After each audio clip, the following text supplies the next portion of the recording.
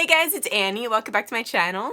In today's video, I'm going to be trying out Laruce brushes. So today I have the Laruce Abbey brush set that I'm going to be using. This is it right here. It's like a Bible, the brush Bible.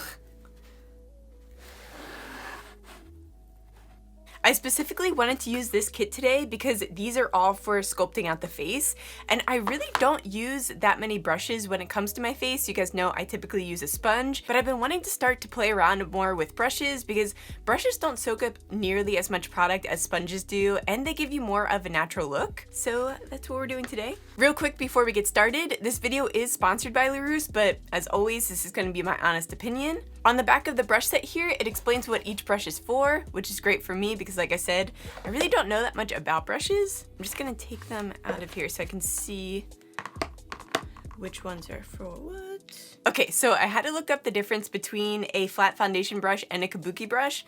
Obviously, I know that they look a little different, but I wasn't sure if one was better for applying foundation. From what I've gathered online, they both are great for applying foundation, but the kabuki is good for applying both liquids and powders. So I think we're going to go with the flat foundation brush to apply the foundation, and then I'll set it with the kabuki. I've been mixing two foundations recently that I really love. So I've been going in with the Morphe Filter Effect, and this is in medium 12, and then the Il Maquillage After Party foundation.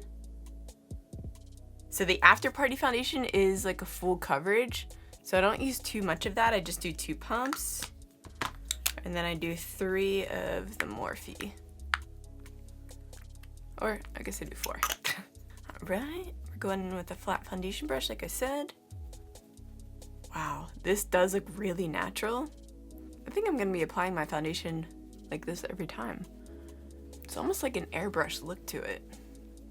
With sponges, your makeup can look so cakey. The thing that I really love about this brand is these brushes are synthetic, so they're cruelty-free, they're hypoallergenic, and they're also vegan. It's really hard to find a brand that has really good quality products while also being cruelty-free, let alone all 4 of those things. So that's really amazing to see. Right, now I'm going into the concealer brush, which is this guy here. Alright, I'm just gonna do around my nose and my upper lip. I typically get like some dark, like, I don't know if you guys have that, it's weird.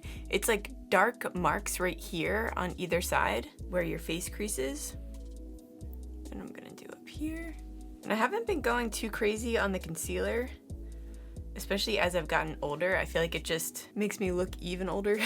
So I've just been doing the inner corners there where I have like the purple like veins in there, and then just on the sides of my eyes. And I'm gonna be using the angle blending brush to blend this out.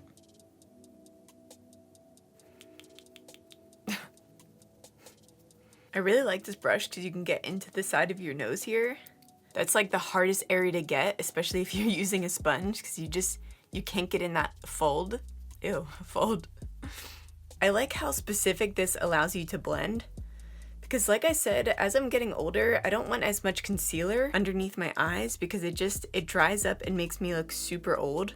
And when I use a sponge and I go in and blend out these areas, it kind of spreads it all throughout that area, and that's not what I want. So I really like that I can be detailed.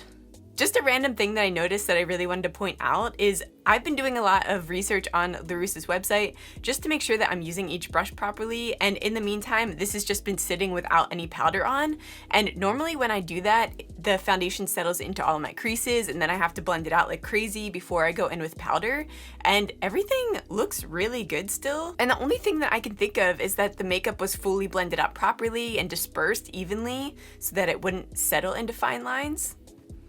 I mean, it still looks really, really good. So I'm gonna go in with a powder. I'm gonna go in with the Huda Beauty Sugar Cookie. And I'm gonna be using that kabuki brush.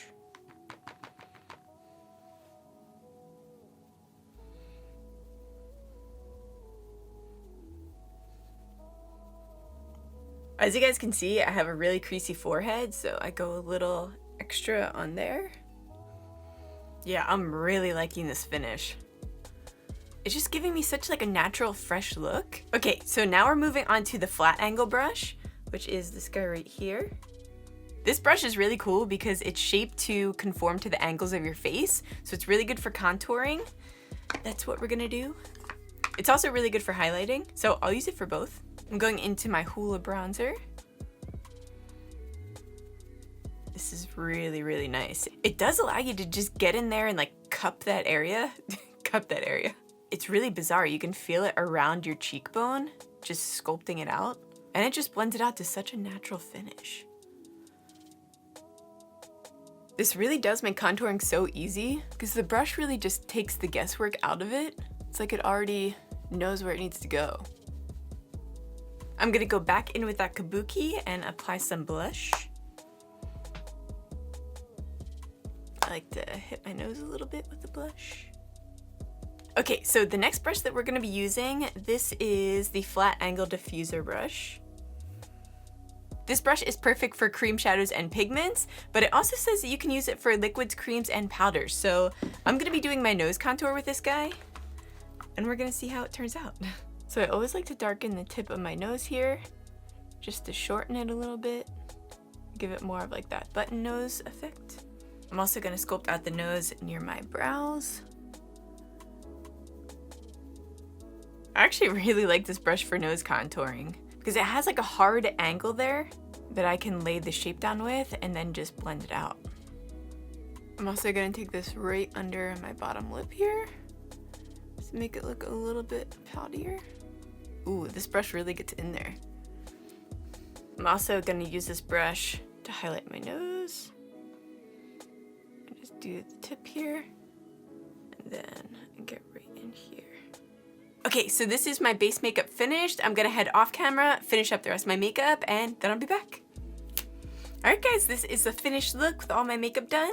I really love the way that my face looks. I need to keep using the brushes in order to fully get my technique down, but I really like it. It's just like a nice, like, glowy natural look. But again, I used the Abby brush set, so I'll have that linked in the description down below along with the code in case you guys want to purchase any of their products. I mean, they really have so many brush sets on there, as well as each brush individual in case you didn't want like the full set.